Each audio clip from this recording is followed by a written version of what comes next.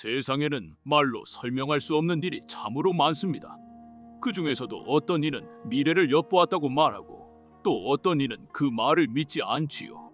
그러나 옛사람들은 말하기를 세상의 흐름을 먼저 보는 자가 있다면 그를 함부로 여겨서는 안 된다고 하였습니다. 이야기는 부탄이라는 작은 나라에서 시작됩니다. 히말라야 산맥 아래 구름보다 높은 곳에서 살아가는 이들이 있습니다.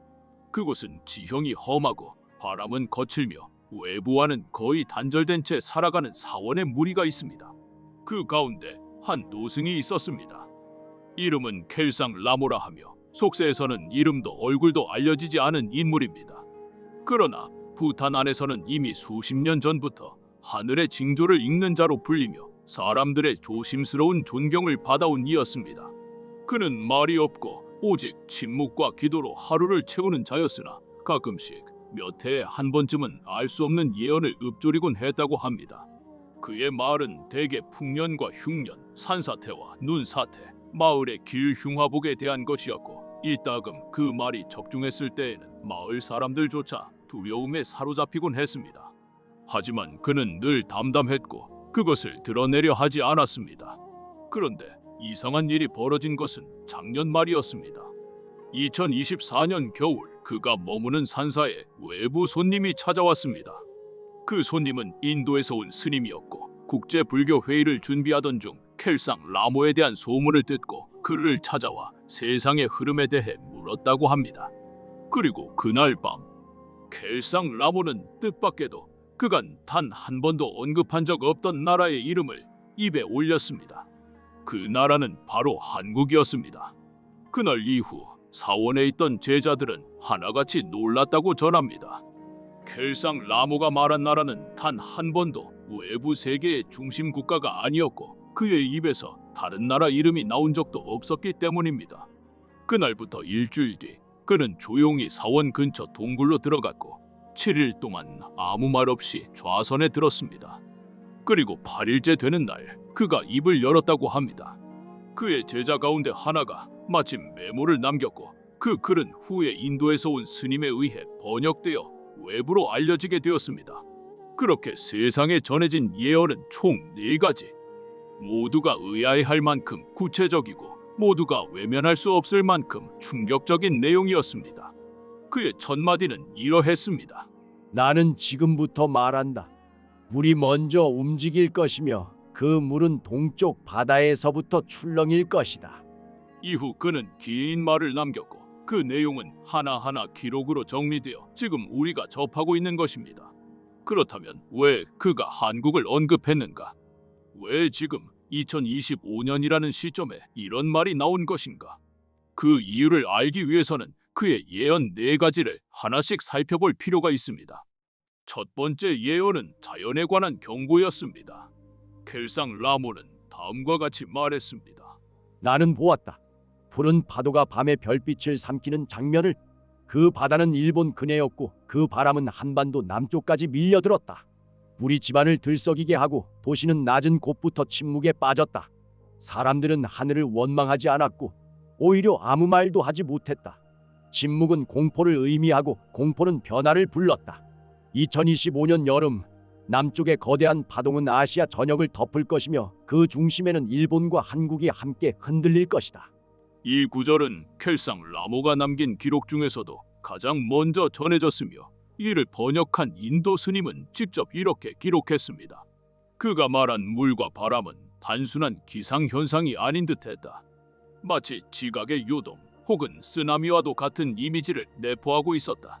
실제로 2025년 들어 동아시아 해역의 해수면 온도가 이례적으로 높아졌다는 보도가 이어지고 있었고 일본의 남단과 한국 남해안 지역에는 이상 조짐이 포착되고 있었습니다. 그는 이를 단순한 자연재해로만 보지 않았습니다. 그의 두 번째 말은 이러합니다. 이 변화는 단지 땅의 변화가 아니다. 화폐가 달라진다. 사람들은 이제 미국에서 오던 지폐가 더 이상 세계를 움직이지 못함을 깨닫게 될 것이다. 그리고 아시아는 그 대체를 이끌게 된다. 동쪽의 작은 나라들 가운데 오랜 시간을 준비해 온 자들이 있었다. 그 가운데 한국은 새로운 질서를 연결하는 중간 다리와도 같을 것이다.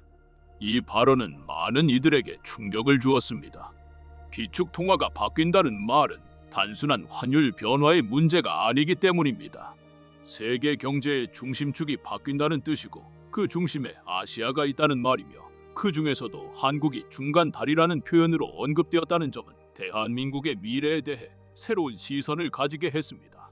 또한 이 예언은 단순히 상징적인 표현만으로 구성된 것이 아니라 명확한 시기, 명확한 지역, 그리고 명확한 흐름을 전하고 있다는 점에서 단순한 신비주의를 넘어선 현실적 통찰로도 해석되고 있습니다.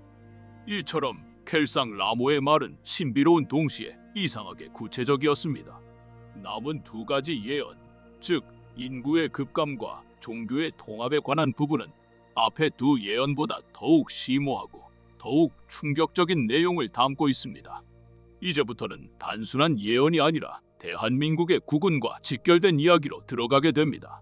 세상의 변화는 겉으로는 서서히 일어나는 듯 보이지만 실은 뿌리 깊은 물줄기처럼 조용히 흐르다 어느 순간 폭발처럼 드러나는 법입니다. 켈상 라모가 전한 세 번째 말은 이제껏의 어느 예언보다 무겁고 또한 받아들이기 쉽지 않은 이야기였습니다. 나는 사람들이 사라지는 꿈을 여러 날에 걸쳐 보았다. 그들은 병든 것도 아니었고 싸우지도 않았다.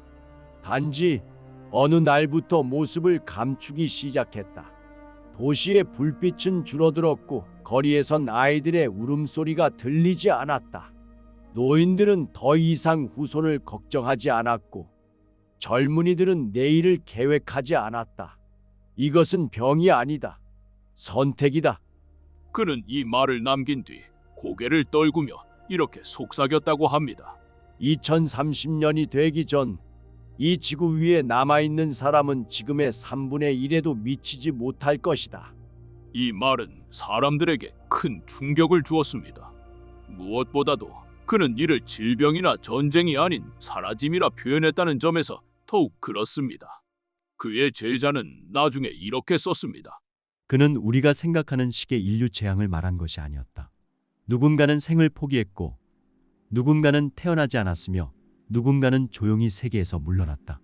그것은 전쟁도 전염병도 아닌 마치 스스로 문을 닫아버리는 듯한 모습이었다. 이것은 단지 상징일 수도 있습니다. 그러나 최근 수년 사이 세계 곳곳에서 출산율의 급감, 노령화의 가속화, 인구 감소를 막지 못하는 도시들에 대한 보도가 끊이지 않고 있다는 점은 우리를 이 예언의 의미로 다시 이끕니다. 한국 역시 예외가 아닙니다. 이미 대한민국은 세계 최저 수준의 출산율을 기록하고 있으며 고령화는 전 세계에서 가장 빠른 속도로 진행되고 있습니다. 2025년 이후 이 흐름은 더욱 심화될 것으로 예측되고 있고 그에 따라 국운의 방향도 영향을 받을 수밖에 없습니다. 켈상 라모가 말한 선택된 사라짐이라는 표현은 이제 단순한 공포가 아니라 우리가 마주해야 할 현실의 일면으로 다가오고 있습니다. 이제 마지막 예언으로 들어갑니다. 그는 앞선 세 가지 예언을 마친 뒤 한동안 침묵을 지켰습니다. 그러다가 사람들이 다 돌아간 뒤 사원의 제자 둘만 남아있는 자리에서 마지막 말을 꺼냈다고 전해집니다. 그 마지막 예언은 지금껏 인류가 겪어보지 못한 종류의 이야기였습니다. 그의 말은 이러합니다. 나는 오래된 꿈 속에서 모두가 한 이름을 부르며 머리를 숙이는 장면을 보았다. 그 이름은 과거의 신도, 현재의 교주도 아니었다. 완전히 새로운 무언가였다. 그것은 어느 날 동쪽 땅의 높은 곳에서 일어났고 아무도 그 일을 믿으려 하지 않았으나 그가 손을 펼치자 땅이 잠들고 눈이 열렸다. 그는 말했습니다. 이것은 종교가 아니다. 그러나 종교를 대신하게 될 것이다. 이는 믿음이 아니나 믿지 않을 수 없게 될 것이다. 한국에서 일어날 것이다. 처음에는 다들 조롱하고 외면하나 세 번째 여름이 지나면 모든 이가 그 이름을 기억하게 된다. 이 말의 의미는 아직 명확하지 않습니다. 종교의 통합이라는 표현은 기존의 종교가 하나가 된다는 뜻인지 혹은 기존의 틀을 완전히 벗어난 새로운 믿음이 나온다는 뜻인지 해석이 분분합니다. 하지만 분명한 것은 그가 마지막 예언에서 한국을 다시 한번 명확히 지목했다는 점입니다. 그는 처음부터 끝까지 대한민국이라는 나라가 변화의 한복판에 설 것임을 강조하고 있었던 것입니다. 이후 그는 어떤 말도 남기지 않았고 이 네 가지 예언은 모두 그가 마지막으로 남긴 기록으로 전해지고 있습니다. 이쯤에서 다시 되새겨볼 필요가 있습니다. 그의 예언대로라면 2025년은 대한민국의 운세를 가름하는 중요한 전환점으로 기록될 것입니다. 켈상 라모가 말했던 네 가지 예언. 첫째, 아시아를 뒤덮는 자연의 거대한 충격. 둘째, 기축통화의 붕괴와 아시아의 부상. 셋째, 2030년 이전의 인구 급감. 넷째, 새로운 믿음의 탄생과 종교의 통합. 그리고 그 모든 중심에 한국이 존재하고 있었습니다. 이제 우리는 선택의 기로에 서 있습니다. 그의 말을 망상이라 치부할 수도 있고 반대로 시대의 징조로 받아들일 수도 있습니다. 하지만 분명한 것은 지금 이 순간에도 세계는 흔들리고 있으며 그 흔들림의 방향은 점점 한반도를 향해 모이고 있다는 사실입니다. 예언은 말뿐입니다. 그것이 허황된 망상인지 아니면 시대의 실루엣인지 그 판단은 늘 뒤에 남은 이들의 몫이지요. 그러나 세상에는 말이 먼저 흐르고 현실이 뒤따르는 일도 있습니다. 켈상 라모의 말 또한 그런 갈림길 위에 놓여 있습니다. 그가 남긴 네 가지 말, 그것이 단순한 몽상의 조각인지 아니면 미래를 비추는 거울인지 확실히 알 수는 없습니다. 하지만 한 가지는 분명합니다. 그의 말과 지금 우리가 마주한 현실 사이에는 놀라운 교차점이 존재한다는 사실입니다. 그는 첫 번째로 2025년의 아시아를 뒤흔들 자연의 힘을 이야기했습니다. 그리고 그 중심에 일본과 한국이 위치한다고 말했지요. 실제로 올해 들어 일본 남부 해역에서는 지각의 미세한 진동이 평년보다 3배 이상 포착되고 있으며 한반도 남해와 동해안 일대에서는 해수면의 이상 상승과 급격한 조류 변화가 관측되고 있습니다. 이러한 변화는 단지 물리적 현상이 아니라 대한민국이라는 국가가 앞으로 맞게 될 자연적 환경의 전환, 그리고 국운의 방향을 가늠할 수 있는 하나의 조짐으로 보는 이들도 있습니다. 두 번째 예언, 기축통화의 변화와 아시아의 부상에 대한 말은 경제 흐름 속에서도 서서히 현실로 다가오고 있습니다. 전통적으로 미국 달러가 중심이던 세계 금융 질서에 중국 위안화와 여러 가지 가상화폐들이 도전장을 내밀고 있습니다. 2025년 현재 한국은 아시아 내에서 기술력과 외교력을 모두 가진 몇 안 되는 중간축으로 평가받고 있으며 이는 켈상 라모가 말한 질서의 달이라는 표현과도 묘하게 맞닿아 있습니다. 세 번째 예언이던 인구 문제는 말할 것도 없습니다. 2025년 대한민국은 세계에서 가장 낮은 출산율 그리고 가장 빠른 노령화 속도를 기록하고 있습니다. 서울과 주요 도시의 유치원 폐원, 산후조리원의 급감, 빈집 문제의 증가와 청년의 해외 유출은 단지 경제의 문제가 아니라 대한민국 국군 전체의 기반이 흔들릴 수 있음을 보여주는 징후입니다. 그는 말하기를 사라짐은 선택이다라고 했습니다. 실제로 우리는 스스로 아이를 낳지 않기로 하고 미래를 만들지 않기로 선택하고 있는지도 모릅니다. 마지막 예언, 종교의 통합, 그리고 한국에서 시작되는 새로운 믿음의 물결에 대해서는 아직 그 실체가 드러나지 않았습니다. 하지만 2025년 현재 사회 곳곳에서는 기존 종교에 대한 회의와 새로운 영성에 대한 관심이 동시에 부상하고 있습니다. 특히 대한민국에서는 심리상담, 명상, 영성, 민간 신앙이 하나로 융합되는 현상이 나타나고 있으며 이는 단순한 유행이 아니라 집단적 전환의 징조로 보는 이들도 있습니다. 그는 말했습니다. 믿음이 아니나 믿지 않을 수 없을 것이다. 처음에는 조롱을 받으나 세 번째 여름이 지나면 그 이름은 모든 입에 오르게 된다. 만약 그의 말이 어느 인물이나 사건 혹은 흐름을 말하는 것이라면 그 조짐은 이미 한국 어딘가에서 자라고 있는지도 모릅니다. 이제 우리는 질문 앞에 서게 됩니다. 이 모든 말이 단지 우연인지 아니면 시대의 진실을 품은 말인지 우리는 알 수 없습니다. 하지만 2025년이라는 이 시점에서 대한민국의 국군이 새로 쓰이고 있다는 사실만은 부인할 수 없습니다. 한반도라는 땅은 늘 역사의 중심에 있었고 한민족은 늘 시련과 변화의 경계에 서 있었습니다.